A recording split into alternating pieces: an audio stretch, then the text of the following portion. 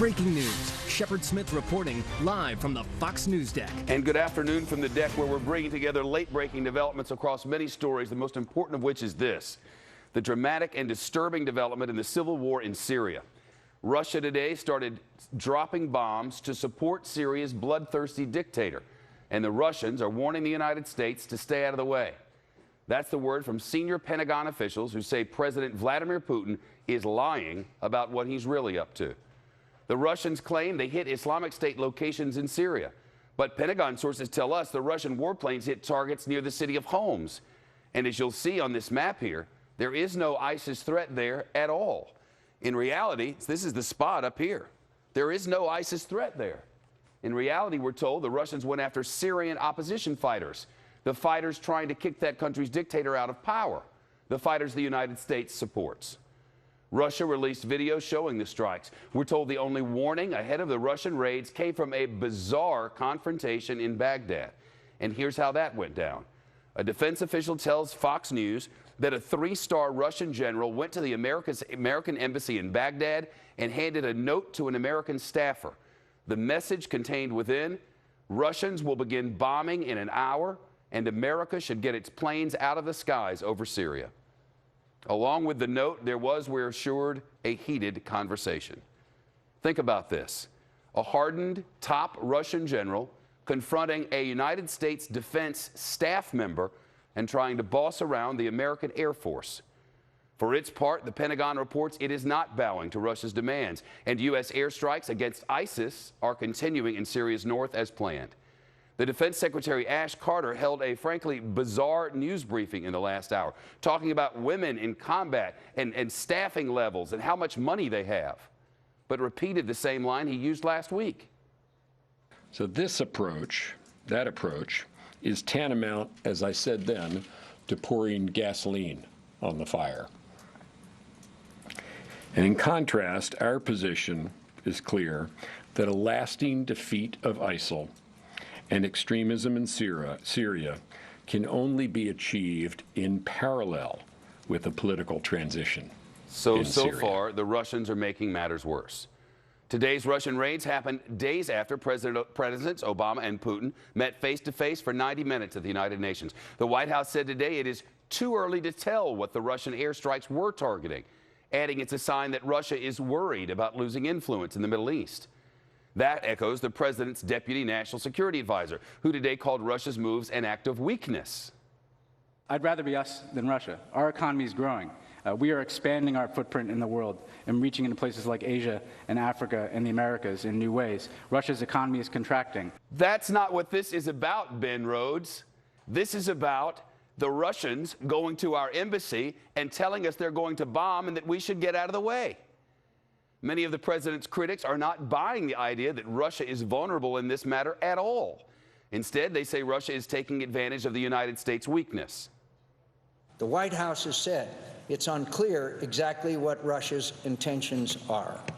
If the White House is confused about Putin's intentions and plans in Syria, then the United States is even worse trouble than many fear, because it's not hard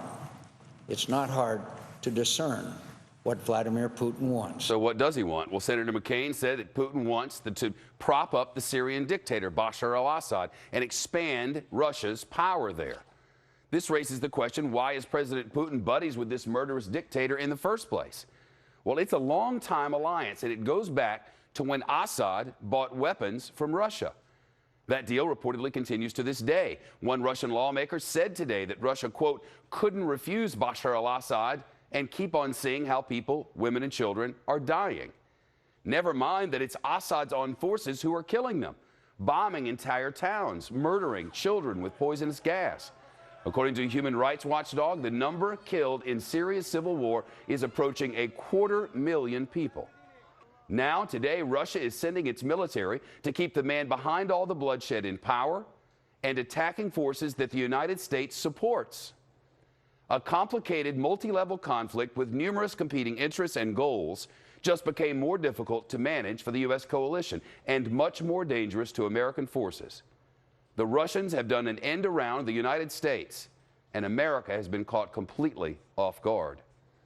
We have Team Fox coverage. Peter Ducey is live with breaking developments from the White House. First to Jennifer Griffin at the Pentagon. You were first to break the news of this meeting, Jennifer. The things that have transpired since have been confusing and disturbing. Head spinning, really, Shepard. A senior U.S. military source described the meeting to me as curt, stern, and direct. The démarche, which is another way of saying diplomatic appeal, was formal and involved a translator. The Russian general did use the word please, according to a written transcript of the meeting. Needless to say, the Pentagon, I'm told, was caught off guard. Russian warplanes began dropping bombs in Syria within an hour of the Russian three-star general entering the U.S. embassy in Baghdad and delivering that démarche verbally to the U.S. defense attaché, requesting U.S. warplanes stop flying in northern Syria.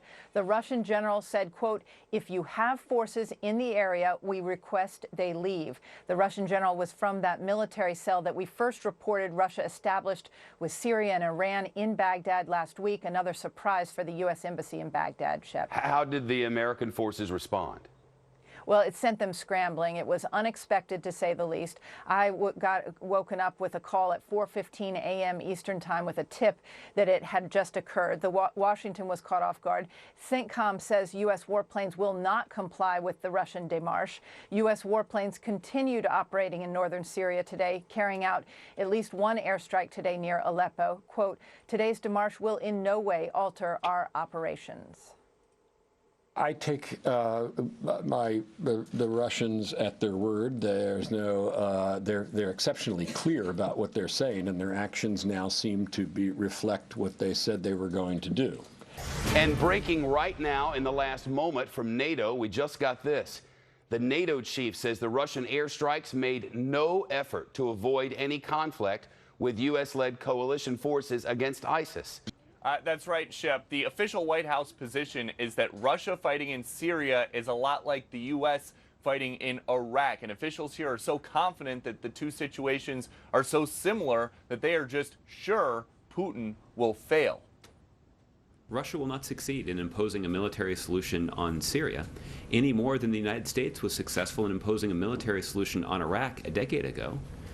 And certainly no more than Russia was able to impose a military solution on Afghanistan 3 decades ago.